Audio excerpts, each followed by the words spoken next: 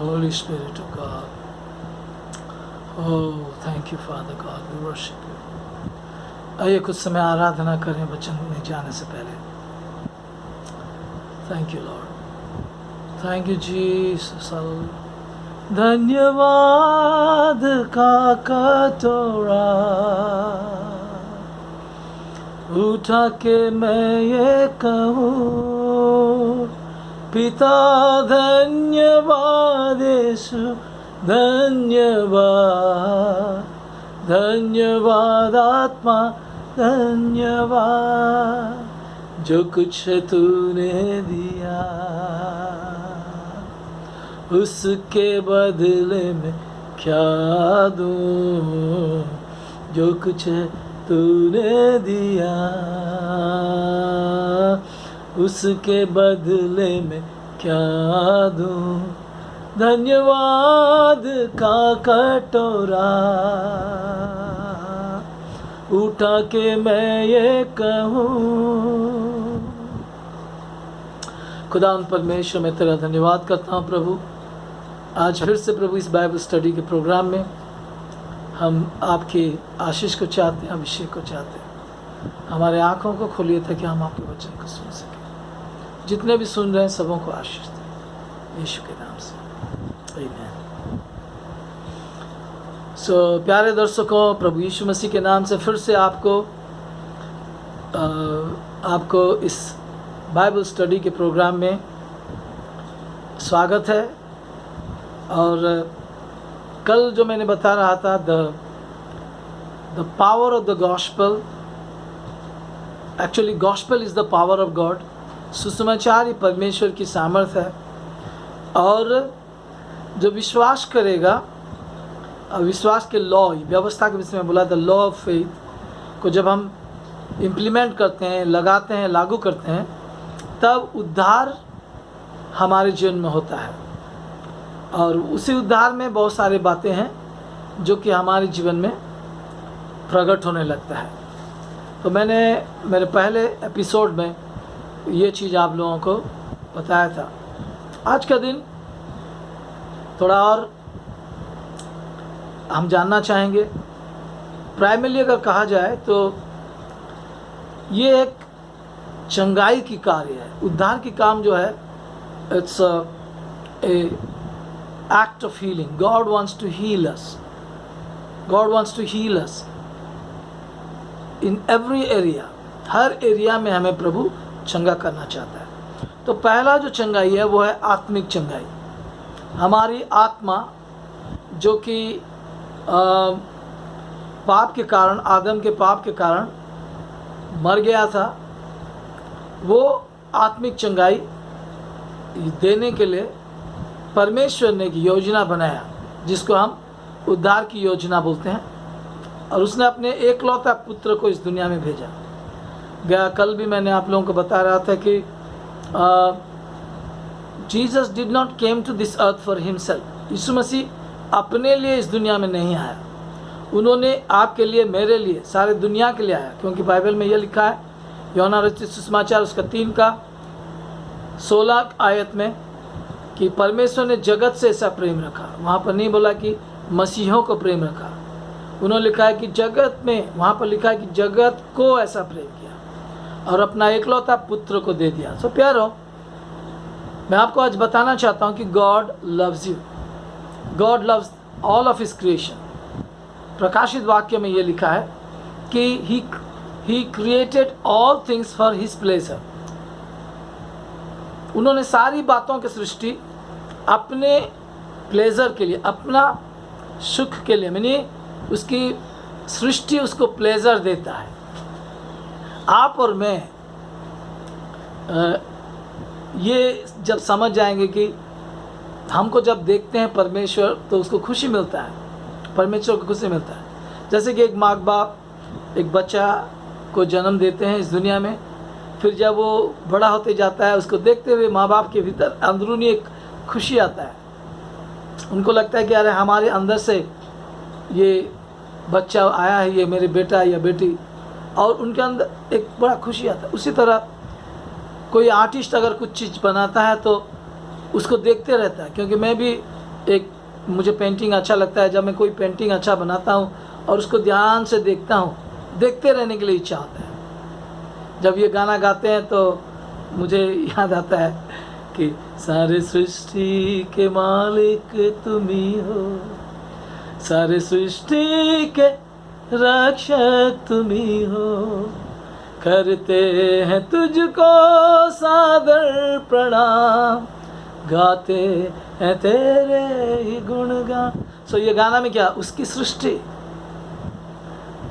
सो उसके सृष्टि को देखने से हम परमेश्वर की आराधना करते हैं। उसी तरह परमेश्वर जब हमको देखता है वो खुश होता है। सो मैं आपको बताना चाहता हूँ कि वो हमें नष्ट देखना नहीं चाहता है। सुसमाचार की शुरुआत वहाँ होता है। कुछ लोग बोलेंगे हमारा सृष्टि भी नहीं हुई थी और परमेश्वर उद्धार की योजना क्यों किया। ये एक रहस्य है कि जब इंसान को एक टेस्ट में रखा जाएगा, अगर वो गिर जाए तो उसके लिए एक उद्धार का भी प्रस्तुति किया जाएगा। ये परमेश्वर जगत की उत्पत्ति से पहले वो टेस्ट ये था कि तुम जिस दिन इस फल को खाओगे उस दिन तुम मरोगे। Means the work of disobedience, अनाज्ञाकारिता का काम इंसान को आत्मिक मृत्यु में ढकेल दिया। आत्मिक मृत्यु ही शारीरिक मृत्यु का रीज़न है। तो मनुष्यों को मरने के लिए प्रभु ने बनाया था। तो परमेश्वर ने क्या किया, हमारी आत्मा को फिर से नया जीवन देने के लिए एक उद्धार का योजना बनाया। तो फिर से हम गया कल जहाँ जो आयत पढ़े थे उसी को हम लोग बाइबल से पढ़ेंगे, और वो है आपका रोमियो के पत्री, उसका पहला अध्याय, पहली आयत। Hallelujah Jesus.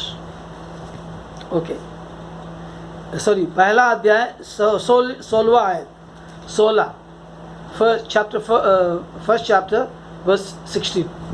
क्योंकि मैं सुसमाचार से नहीं लजाता।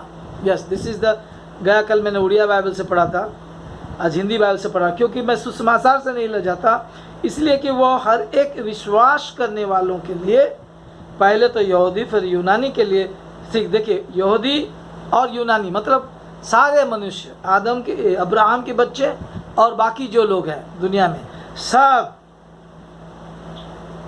निमित्त, उद्धार के निमित्त परमेश्वर की सामर्थ्य है। तो गॉस्पेल इज गॉड्स पावर। तो मैंने गया कल सुसमाचार का एक नींव के लिए, फाउंडेशन के लिए मैंने आपको एक वर्स कोट किया था।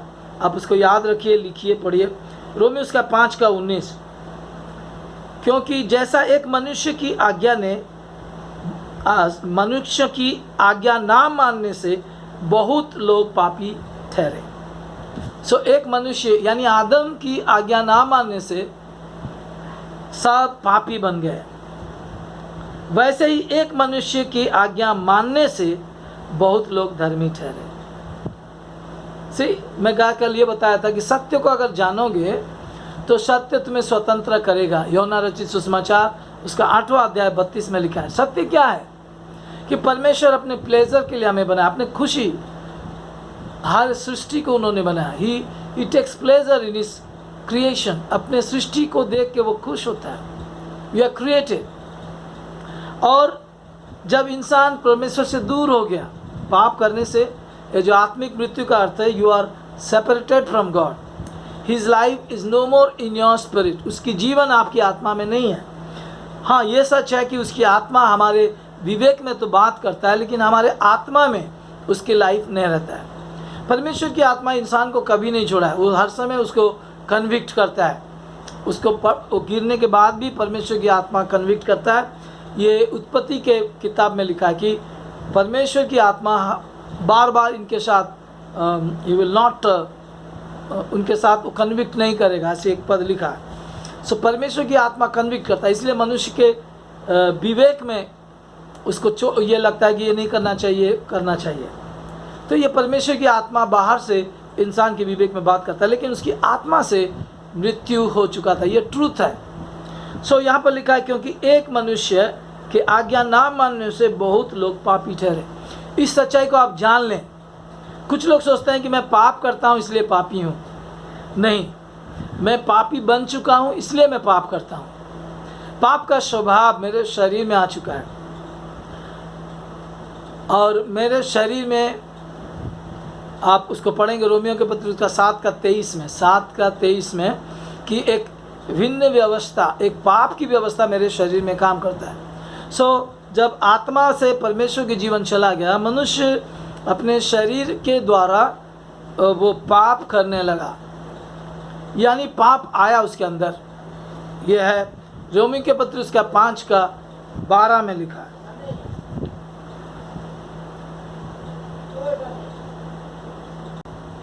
तो ये सच्चाई है कि हमारे शरीर आदम के कारण हमारे आत्मा से प्रभु चला गया, उसको आत्मिक मृत्यु कहते हैं, जिसके कारण मनुष्य शरीर की अभिलाषा, आँखों की अभिलाषा और जीविका का घमंड इसमें जीने लगा। ये है। एक मनुष्य इसको रियलाइज़ करना पड़ता है कि मैं पाप करने से पापी नहीं हुआ हूँ, लेकिन आदम के कारण मैं पापी स्वभाव का हूँ। तो यहाँ पर क्या होता है, मनुष्य अपने अपने चाल चलन को जब वो औरों के साथ तुलना करता है तो उसको उसके जीवन में अच्छाई लगता है। तो वो क्या सोचता है कि ये नहीं सोचता है कि उसको एक उद्धार का ज़रूरत है। लेकिन जो व्यक्ति इस चीज़ को समझता है कि मैं आत्मा में मर चुका हूँ आदम के कारण, मेरे आत्मा को नया होना है फिर से परमेश्वर के साथ मिलने के लिए।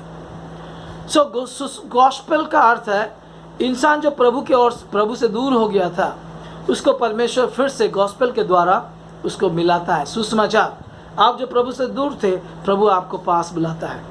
तो इसलिए क्या किया, उन्होंने एक प्रायश्चित का इंतज़ाम किया और उसके अपने बेटा को इस संसार में भेजा ताकि वो पाप के लिए बलि बने।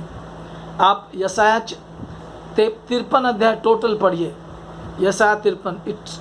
इसमें पूरी यीशु मसीह की मृत्यु के विषय में लिखा है कि जीसस केम, यीशु मसीह इसलिए आया कि हमारे लिए बलि स्वरूप हो जाए। और वहाँ पर क्या क्या हुआ है, 2 कुरिन्थी 5:21 में लिखा है कि जो पाप से अज्ञात था, तो यूहन्ना बपतिस्मा देने वाला यीशु मसीह के विषय में बोला, ये देखो ईश्वर की मेमना जो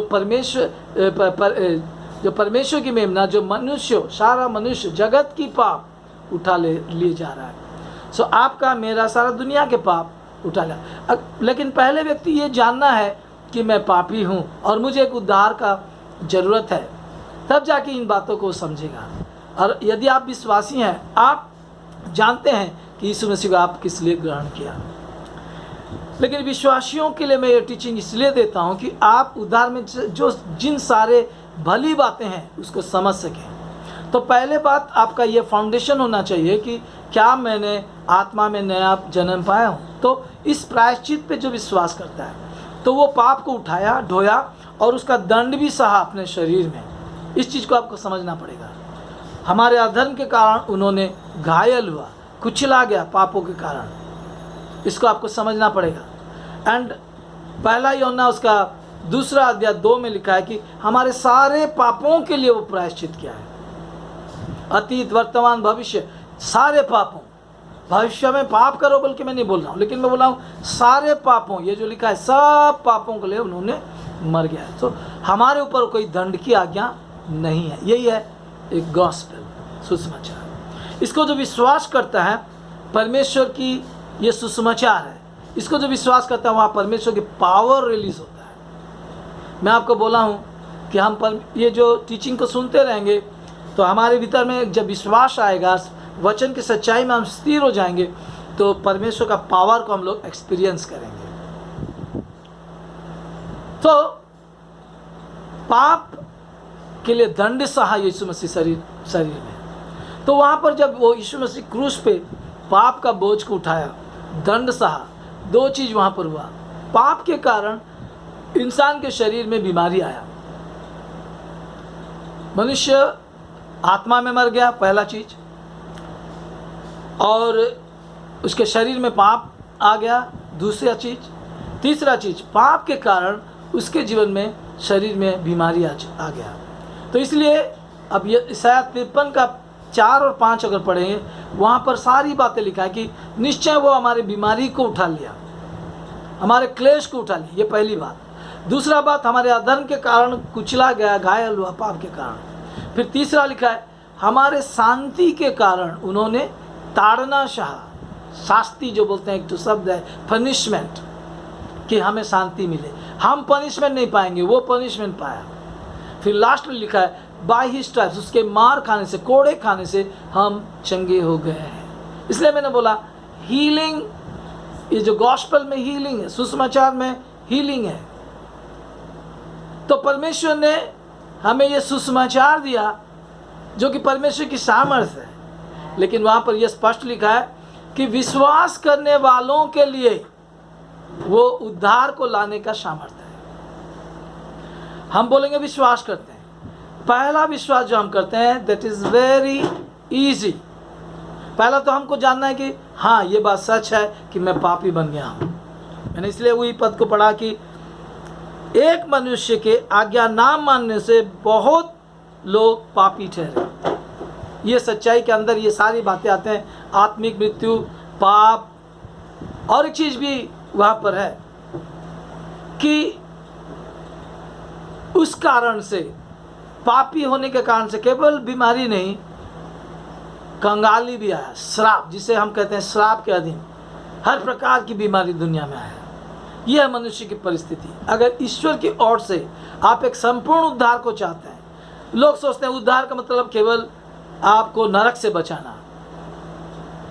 यीशु मसीह को जो ग्रहण किया है वो नरक से बच चुका है, उसकी आत्मा नया हो चुका है। मैं इसी को बताना चाहता हूँ। लेकिन ये जो पूरी आत्मा मर चुकी, शरीर में पाप की शोभा, कंगाली, बीमारी, ये सारे चीज़ को यीशु मसीह क्रूस पे ख़त्म किया है, जिसको हम लोग जैसे 53 अध्याय 4 और 5वां अध्याय में एक पद में देखते हैं। जब प्यारो, कोई लोग बोलेंगे मैं इसको जानता हूँ। मैं आपको बताना चाहता हूँ, यही जानने से आप चंगे नहीं हुए हैं। इसके जानने के बावजूद भी आपके जीवन में बीमारी है, इसको जानने के बावजूद भी आपके जीवन में कंगाली है। तो कारण क्या है? इसलिए मैंने कल बताया था, द लॉ ऑफ फेथ, विश्वास की व्यवस्था क्या करेगी ना। जब विश्वास की व्यवस्था, it's a process, it's a principle, ये विश्वास कैसे काम करता है, इसको हमको सीखना है। तो सेकंड सेंटेंस में जो हम लोग देखें कि एक ही मनुष्य अर्थात यीशु मसीह के द्वारा हम लोग धर्मी ठहरे। इसका मतलब क्या है ना, जब यीशु मसीह को ग्रहण करते हैं, उसके प्रायश्चित में विश्वास करते हैं, उसके मृत्यु में विश्वास करते हैं, उसके जी उठने में विश्वास करते हैं और उसको मुंह से अंगीकार करते हैं, तुरंत हमारी आत्मा का नया जन्म होता है। इसके लिए आयत आप याद रखिए, घर में जाके पढ़िए। यूहन्ना रचित सुसमाचार 1 अध्याय 12 और 13 में लिखा है, जितनों ने उसे ग्रहण किया वो लोग मनुष्य की इच्छा से नहीं, 13 में लिखा है, परंतु परमेश्वर से जन्मा। ये आत्मिक जन्म है, जिसके विषय में यीशु मसीह यूहन्ना 3 अध्याय में उसका 3 और 5 का आयत में बोला कि ईश्वर के राज्य को अगर देखना चाहते हो, उसमें प्रवेश करना चाहते हो। कई लोगों का ये धारणा है कि एक दिन हम ईश्वर के राज्य में प्रवेश करेंगे। मैं आपको बताना चाहता हूँ वचन से, जिस दिन आपकी आत्मिक जन्म हुआ उसी दिन आपने ईश्वर के राज्य में प्रवेश किया। आप बोलेंगे वचन से दिखाइए। कलोसी उसका 1:13 में लिखा है, हमें वो अंधकार के राज्य से स्थानांतरित करके हमें उसके पुत्र के राज्य में ले आया है। इसलिए मैं बोला ये पहले आत्मिक छुटकारा है, ये आत्मिक सच्चाई, आत्मा में ये सब हुआ है। आपका और मेरा यीशु को ग्रहण करने के द्वारा आपने और मैंने केवल ईश्वर के राज्य को देखने का मौका नहीं पाएंगे, हम ऑलरेडी उसके राज्य में आ चुके हैं और उसके राज्य हमारी आत्मा में आ चुकी है। इस सच्चाई को हमको जानना है, जानने से विश्वास होता है यारो प्यारो। यदि हम उसको नहीं जानते हैं तो विश्वास नहीं आता है। फिर अंत में विश्वास कैसे काम करता है मैंने आपको बताऊंगा। आत्मा, प्राण और शरीर। आत्मा यीशु को ग्रहण करने से द्वारा चेंज हो गया, कल भी बताया था। प्राण जो है उसमें मन है और इमोशंस है। मन में इंफॉर्मेशन रखा जाता है, डाला जाता है, लेकिन मन विश्वास नहीं करता। मन में 3 काम होते हैं, एक जानने का काम होता है, दूसरा इमेजिन करने का काम होता है, और तीसरा रीजनिंग करते हैं मन में।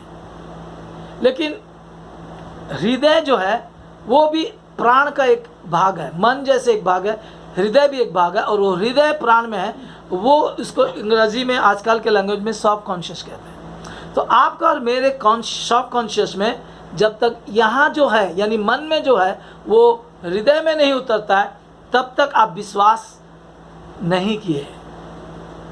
क्योंकि कुछ समस्या जब आ जाएगा, जिसको जानते हैं वो केवल मियर जानना होगा, वो प्रकाशन नहीं है। आप हिल जाएंगे, आपके भीतर में संदेह आ जाएगा। तो इसलिए बाइबल में हमको एक इंस्ट्रक्शन दिया गया है, जिस सत्य को आप जानते हो उसको मेडिटेट करो। और ये मेडिटेशन में दो चीज़ होता है, सोचना और बोलना। आपको बोलना पड़ेगा कि मेरा आत्मा का प्राण उद्धार हो चुका है, मैं नया सृष्टि हो चुका हूँ, मैं ईश्वर की धार्मिकता हूँ, इसको कन्फेस करना पड़ेगा। और जब इसको कन्फेस करेंगे और इसको दोहराएंगे तो आपकी सोच भी बदलते जाएगा। धीरे धीरे वो चीज़ जो मन में है वो आपके हृदय में आएगा। चंगाई के विषय में भी, उसके मार खाने से मैं चंगा हो गया हूँ। आप इसको जब बोलेंगे, यह है विश्वास का पहला स्टेप। जब सोचेंगे, ये विश्वास का पहला स्टेप। लेकिन जब विश्वास आपके हृदय में आ जाता है, आपका एक्शन बदलता है। जब तक हृदय में संपूर्ण विश्वास नहीं आता है, एक्शन नहीं बदलता है। इसलिए काम के बिना विश्वास मरा हुआ है, बाइबल में लिखा है। हम तो कहते हैं कि उसके मार खाने से चंगे हो गए, फिर ये भी कहते हैं मेरे को ये बीमारी है, वो बीमारी है, डॉक्टर ये बोला है, वो बोला है, फिर उसके अनुसार हम काम करते हैं। हम ये नहीं कहते हैं उसके मार खाने से। मैं डॉक्टर के अगेंस्ट में नहीं हूँ। अगर मैं बताना चाहता हूँ, अगर वचन को कन्फेस करते हो, एक समय आपका हृदय में जब वचन आएगा, वो आपका हृदय बोलेगा, अरे तू तो चंगा हो चुका है, तुझे कोई मेडिसिन का ज़रूरत नहीं है, डॉक्टर का ज़रूरत नहीं है। ये मेरा एक्सपीरियंस है। सो प्यारो, गॉस्पेल जो बहुत पावरफुल चीज़ है, परमेश्वर का पावर उसमें है। सो प्यारो, मैं आपको बताना चाहता हूँ, आपके जीवन में लोगों ने सिखाया चर्च जाओ, बाइबल पढ़ो, प्रार्थना करो, ये सब रिचुअल्स है, ये हम लोग करते हैं, लेकिन वो हमारे विश्वास को एस्टैब्लिश नहीं करता है। विश्वास को हमको परमेश्वर के वचन से सीखना पड़ता है, क्योंकि एक ही चीज़ परमेश्वर को प्रसन्न करता है। इब्रानी उसका 11:6 में लिखा है, विश्वास के बिना उसको प्रसन्न करना असंभव है।